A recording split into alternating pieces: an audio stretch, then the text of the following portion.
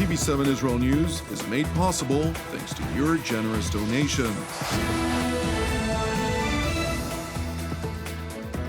Shalom and good evening. This is TV7 Israel News broadcast to you from Jerusalem. And in today's top stories, following cross-border hostilities between Israel and the Iranian proxy Hezbollah in Lebanon, a tense quiet prevails overshadowed by an exchange of threats.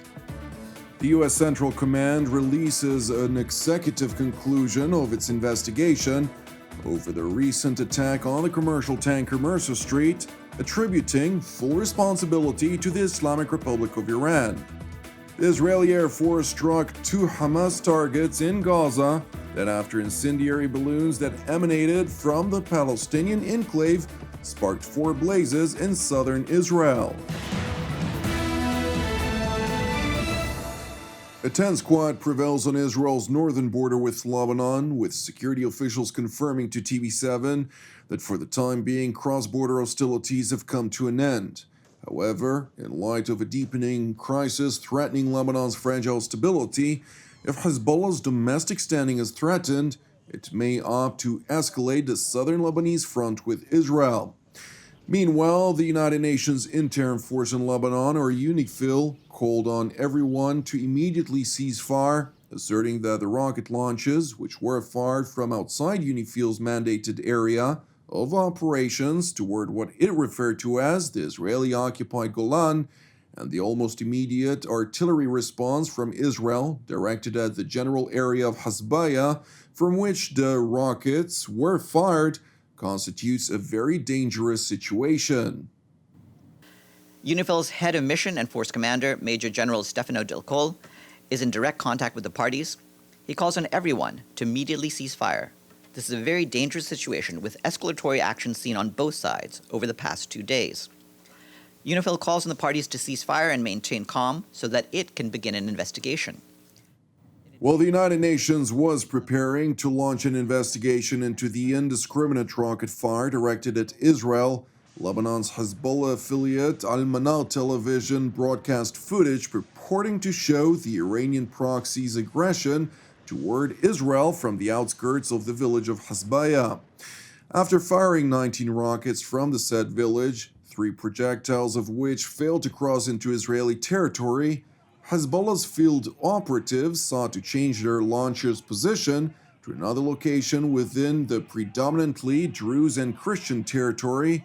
However, local residents confronted the Shiite militants, effectively thwarting their intention to once again open fire toward Israel.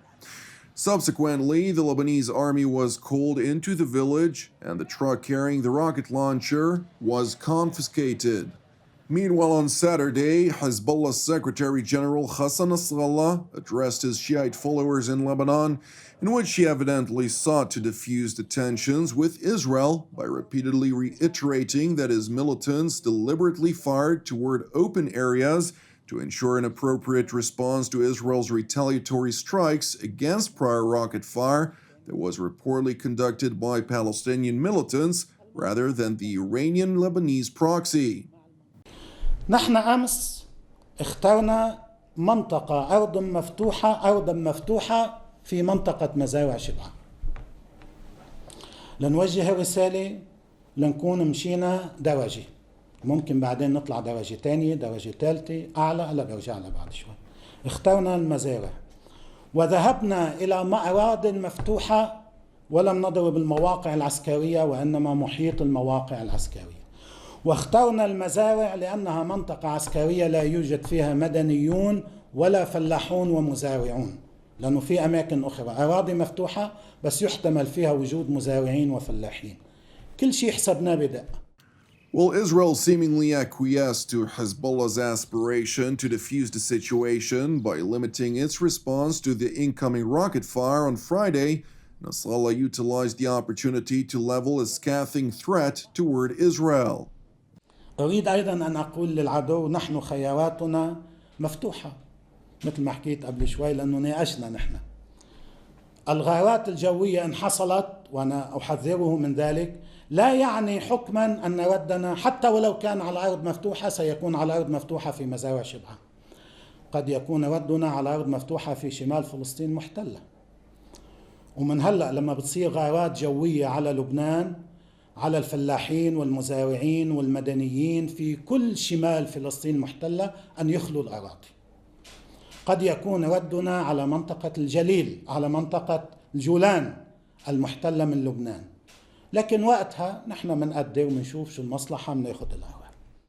Jerusalem is evidently unimpressed by Nasrallah's threat, with a senior security official highlighting that the IDF will respond with force to any act of aggression by either Hezbollah or Palestinian militants, further highlighting that Iran's clear footprint as the destabilizing factor in the Lebanese theater will inevitably bring about devastating consequences. With that being said, during the weekly Israeli cabinet meeting in Jerusalem on Sunday, Israeli Prime Minister Naftali Bennett took special note of sparks of an awakening of the Lebanese people against Iran's hold over their country. בגזרה הלבנונית יש התעוררות חשובה מאוד של אזרחים רבים במדינה כנגד חיזבאללה והמעורבות האיראנית במדינה, שבתוך המשבר הכלכלי והפוליטי החמור שם, איראן וחיזבאללה מסבכים את אזרחי לבנון גם בחזית מול ישראל. מדינת לבנון וצבא לבנון צריכים לקחת אחריות על מה שקורה בחצר האחורית שלהם. גם במקרה הזה פחות חשוב לנו אם זה ארגון פלסטיני שירה או סוררים עצמאיים, מדינת ישראל לא תקבל ירי לשטחה.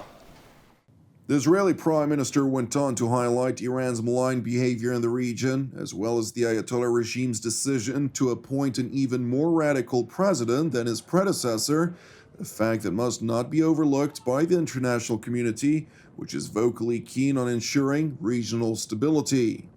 באיראן הושבע לפני מספר ימים נשיא חדש, ראיסי, התליין מטהרן, שהוא אדם אכזרי וקיצוני אפילו במונחי המשטר האיראני. אנחנו רואים עלייה בתוקפנות האיראנית בכל נקודה במזרח התיכון, ביבשה, באוויר ובים. הלא איראן הפילה מטוס אזרחי ותקפה ספינה אזרחית, תוך הרג אזרחים ממגוון מדינות ברחבי העולם. המשטר האיראני מפעיל טרור על נתיבי התחבורה הבינלאומיים. איראן מהווה סכנה ברורה ליציבות האזור, לשלום העולם, ואסור שהעולם ישלים עם זה. האיראנים צריכים להבין שאי אפשר להמשיך להשתולל בלי לשאת במחיר. It is worth mentioning that upon the inauguration of the Iranian president, Ibrahim Raisi held a series of meetings with the leaders of the Islamist Hamas, the Palestinian Islamic Jihad, the Iraqi Popular Mobilization Forces, or Hashd al-Shabi in Arabic, and the Yemenite Houthi militia, as well as the Deputy Secretary General of Hezbollah. And while the EU representative at the inauguration, Enrique Mora, received a second-row seat, all of the aforementioned leaders of the separate internationally recognized terror groups who actively seek the destruction of the Jewish state and the so-called Christian West received a front-row seat. Meanwhile, the U.S. Central Command released an executive conclusion of the recent attack on the commercial tanker Mercer Street, attributing full responsibility to the Islamic Republic of Iran.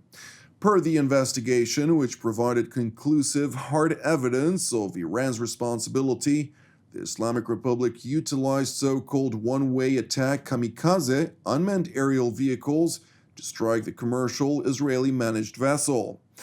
In light of the investigation's findings, the foreign ministers of the G7, including Canada, France, Germany, Italy, Japan, the United Kingdom, and the United States of America, alongside the European Union, published a joint condemnation of Iran's deliberate and targeted attack. The statement also highlighted that Iran's behavior alongside its support to proxy forces and non-state armed actors threatens international peace and security, while further calling on Iran to stop all activities inconsistent with relevant UN Security Council resolutions and to play a constructive role in fostering regional stability and peace. The statement by the G7 was naturally welcomed by Israel. שמחתי לראות שארצות הברית דרך סנטקום הוציאה דוח שמפרט את הממצאים שקושרים את איראן בצורה חד משמעית לתקיפת הספינה מרסר סטריט ב-29 ביולי. כפי שאמרתי כאן לפני שבוע, איראן היא שביצעה את פעולת הטרור הימי והיא עדיין מנסה לברוח מזה בפחדנות. אני מברך גם על הודעת מדינות ה-G7 שגינו את התקיפה והפנו אצבע מאשימה כלפי איראן. כעת המבחן עובר למעשים ולא רק הצהרות. Prime Minister Bennett also utilized his opening remarks at the weekly cabinet meeting in Jerusalem to warn the Islamist organizations in the Gaza Strip from testing Israel's resolve to defend itself, that after 4 forest fires broke out on Friday in southern Israel by so-called incendiary balloons that were launched from the Hamas-controlled enclave.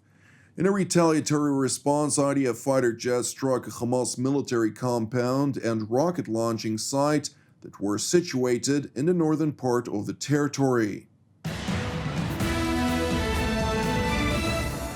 Thank you for watching us. As part of TV7 Israel's prayer initiative, I would like to encourage you today to join the team and me here in Jerusalem to lift up Finland in prayer for its salvation and peace, alongside prayers for our persecuted brothers and sisters around the world, in addition to our ongoing prayers, of course, for the peace of Jerusalem and the salvation of Israel.